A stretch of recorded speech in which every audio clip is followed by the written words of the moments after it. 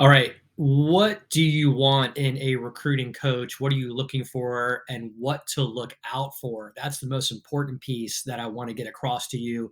So if you walk away from this video learning anything, be careful with your vetting process. If you're looking to hire a recruiting coach, someone who can help you get more new recs, find candidates for your recs, and just so you can really understand how to operate a recruiting and staffing business from A to Z, what you want to look for, okay, is somebody who does staffing and recruiting. What I learned several years ago is a lot of people that are in this space of coaching recruiters and staffing agency owners don't actually do recruiting. They're online marketers. They're subscribed to, Russell Brunson's ClickFunnel program and culture, and they go to all those conventions, and they hear about picking a niche where they could really penetrate and put their sales funnels into and make money.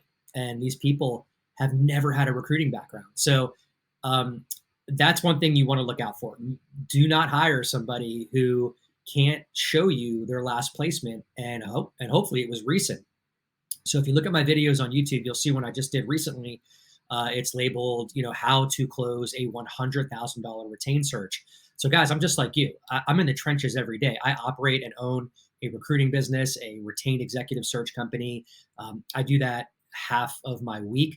And then the other half of my week is Recruitemy. It's helping recruiters like you understand how to get recs, how to get responses from hiring managers, how to target the right hiring managers, and really how to use your time wisely and not waste your time so you can make six figures and do other things in life, like travel, play golf, fish, be your family, not be confined to a desk or to corporate America. So that's it, guys. Your takeaway here is when you're vetting recruiting coaches, if you're looking to hire one to help you understand recruiting and boost your staffing business, find someone who's in the trenches, who's recruiting, ask them to show you their last placement, ask them to provide a case study of when it was, and that is doing your due diligence. If they can't provide that for you, I would highly recommend not working with that person. Okay.